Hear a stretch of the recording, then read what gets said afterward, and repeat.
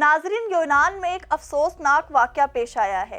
यूनान में कुछ कश्तियां डूब गई। डूबने वाली कश्तियों की तादाद कितनी थी और उसमें कितने पाकिस्तानी शामिल थे? सफारत खाना ने हुकूमत को रिपोर्ट दे दी। यूनान तारकीने वतन की कश्तियां डूबने और इसके नतीजे में हलाकतों से मुतालिक पाकिस्तानी सफारत खाना ने अपनी रिपोर्ट हुकूमत को भेज दी।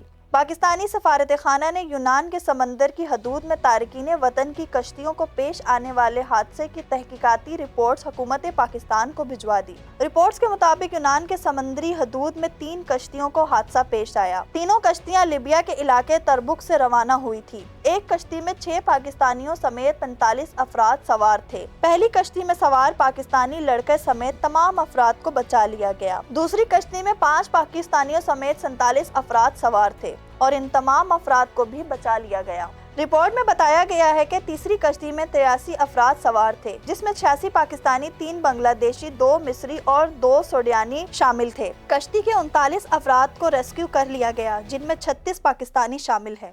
नाजरीन, यूनानी कश्ती हादसा में बच जाने वाले कुछ पाकिस्तानियों के होशरबा इंकशाफात सामने आए हैं। आइए आपको वीडियो दिखाती हूँ। ਅਸੀਂ ਇਸ ਟਾਈਮ ਇੱਥੇ ਮੁਕੀਮ ਆ ਯੂਨਾਨ ਕੈਂਪ ਦੇ ਵਿੱਚ। ਅਸੀਂ ਬਹੁਤ ਮੁਸ਼ਕਲ ਹਾਲਾਤ ਕੱਟ ਕੇ ਇੱਥੇ ਆਏ ਆ। ਪਾਕਿਸਤਾਨ ਵੀ ਮੁਸ਼ਕਲ ਹਾਲਾਤ ਸਨ, ਉੱਥੋਂ ਦਾ ਅਸੀਂ ਲੀਬੀਆ ਆ ਗਏ ਆ। ਲੀਬੀਆ ਆ ਕੇ ਵੀ ਅਸੀਂ 1.5-2 ਮਹੀਨਾ ਆਪਣੇ ਕੋਲ ਜ਼ਲੀਲ ਹੁੰਦੇ ਰਹੇ ਆ ਤੇ ਢੇਰ ਸਾਰੇ ਜ਼ਲੀਲ ਹੋਇਆ। ਨਾ ਕੋਈ ਰੋਟੀ, ਨਾ ਕੋਈ ਪਾਣੀ, ਨਾ ਕੋਈ ਕੱਪੜਾ ਤੇ ਨਾ ਕੋਈ ਫੋਨ, ਨਾ ਕੋਈ ਗੱਲਬਾਤ। ਉੱਥੋਂ ਅਸੀਂ ਆ ਸ਼ਿਪ 'ਚ ਬੈਠੇ ਆ। ਨਾ ਸ਼ਿਪ ਠੀਕ ਸੀ, ਨਾ ਉਹਦੇ ਇੰਜਨ ਠੀਕ ਸਨ, ਨਾ ਉਹਨਾਂ ਕੋਲ ਵਾਕੀ ਟਾਕੀ ਠੀਕ ਸੀ, ਨਾ ਉਹਨਾਂ ਕੋਲ GPS ਸੀ, ਨਾ ਡਰਾਈਵਰ ਠੀਕ ਸੀ। ਅਸੀਂ ਉੱਥੇ ਜ਼ਲੀਲ ਅੱਲਾ ਤਵੱਕਲ ਹੁੰਦੇ ਜ਼ਲੀਲ ਹੁੰਦੇ ਇੱਥੋਂ ਤੱਕ ਪਹੁੰਚੇ ਆ। ਤੁਸੀਂ ਬੋਲ ਲਓ ਫਿਰ। ਇੱਥੋਂ ਤੱਕ ਪਹੁੰਚੇ ਆ। ਪਹੁੰਚ ਕੇ ਰਾਹ ਵਿੱਚ ਵੀ ਅਸੀਂ ਇਹਨਾਂ ਨੂੰ ਕਾਲ ਕੀਤੀ ਹੈ। ਇਹਨਾਂ ਨੇ ਸਾਡੇ ਨਾਲ ਹੈਲਪ ਕੀਤੀ ਹੈ। ਸਾਡਾ ਬਾਕੀ ਟਾਕੀ ਹੈ ਕੋ ਨਹੀਂ ਸੀ। ਉਹਦੇ ਤੋਂ ਬਾਅਦ ਕਾਰਗੋ ਸ਼ਿਪ ਸੀ। ਇਹਨਾਂ ਨੇ ਆਖਿਆ ਵੀ ਉਹਨਾਂ ਨਾਲ ਤੁਹਾਡੀ ਰਿਸੀਵਿੰਗ ਕਰ ਲਓ। ਉਹਨਾਂ ਸਾਡੀ ਰਿਸੀਵ ਕਰਨ ਲੱਗੀ, ਕਸ਼ਤੀ ਸਾਡਾ ਪਾਸਾ ਮਾਰ ਗਈ। ਉਹਦੇ ਤੋਂ ਬਾਅਦ ਅਸੀਂ ਕਸ਼ਤੀ ਤੋਂ ਕਾਰਗੋ ਵਾਲਿਆਂ ਵੀ ਸਾਡੀ ਵਾਹਵਾ ਸੇਵਾ ਕੀਤੀ। ਉਹਦੇ ਤੋਂ ਬਾਅਦ ਅਸੀਂ ਇੱਥੇ ਆ ਗਏ ਹਾਂ। ਕੱਪੜੇ, ਮੋਬਾਈਲ ਸਭ ਕੁਝ ਸਾਡਾ ਰੁੜ ਗਿਆ। ਸਾਡੇ ਕੋਲ ਕੁਝ ਵੀ ਨਹੀਂ। ਇਹ ਵੀ ਇੱਥੇ ਭਰਾ ਨੇ, ਇਹਨਾਂ ਸਾਡੀ ਸੇਵਾ ਕੀਤੀ, ਇਹਨਾਂ ਸਾਨੂੰ ਦੇ ਛੜਿਆ। ਨਾ ਸਾਡੇ ਕੋਲ ਕੋਈ ਜੁੱਤੀ ਕੱਪੜਾ, ਸਾਡੀ ਹੈਲਪ ਕੀਤੀ ਜਾਏ।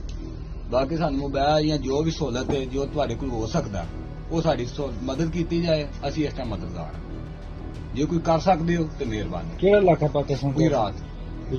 ਲੀਬੀਆ ਕਿੰਨੀ ਦੇਰ ਦੇ? ਲੀਬੀਆ 1.5-2 ਮਹੀਨੇ ਰਹੇ ਹਾਂ। ਸ਼ਿਪ ਜਦੋਂ ਟੁਰਿਆ, ਕਿਹੜੀ ਤਰੀਕ ਨੂੰ ਟੁਰਿਆ, ਕਿਹੜੀ ਤਰੀਕ ਨੂੰ ਡੁੱਬਿਆ? ਵੀ ਸ਼ਿਪ ਸਾਡਾ 10 ਤਰੀਕ ਰਾਤ ਨੂੰ ਅਸੀਂ ਨਿਕਲੇ ਆ। 10 ਤਰੀਕ ਰਾਤ ਨੂੰ ਅਸੀਂ ਨਿਕਲੇ ਆ ਤੇ 11-12 ਦੇ ਵਿੱਚ ਉੱਥੋਂ ਸਾਡਾ ਰਵਾਨੀ ਹੋ ਗਿਆ। ਕਿਉਂਕਿ 1-2 ਦਿਨ ਸਾਨੂੰ ਗਾਰ 'ਚ ਕਦੀ ਇੱਧਰ ਸੱਟੇ ਆ, ਕਦੀ ਇੱਧਰ ਜ਼ਲੀਲ। ਸਮੁੰਦਰਾਂ ਕਿੰਨੀ ਦੇਰ ਦੇ? ਉਹਦੇ ਤੋਂ ਬਾਅਦ ਅਸੀਂ ਸ਼ਿਪ 'ਚ ਬੈਠੇ ਆ। ਸ਼ਿਪ 'ਚ ਬਹਿ ਕੇ 11 ਵਜੇ ਸਾਡੀ 11 ਤਰੀਕ ਨੂੰ ਸ਼ਿਪ ਨਿਕਲੀ ਹੈ। रिपोर्ट में मजीद बताया गया है कि तीसरी कश्ती में सवार 5 अफराद की लाशें मिली जो पाकिस्तानी हैं। इनका ताल्लुक सियालकोट, गुजरात और मंडी बहावुद्दीन से है। 5 अफराद में से 4 की शनाख्त सुफियान, रहमान, अली, हाजी अहमद और आबिद के नाम से हुई, जबकि एक लाश की शनाख्त अब तक नहीं हो सकी। वॉइस ऑफ नेशन की वीडियोस देखने के लिए हमारा चैनल सब्सक्राइब कीजिए और बेल के आइकॉन पर क्लिक कीजिए ताकि आप हमारी तमाम आने वाली वीडियो से बाखबर रह सकें।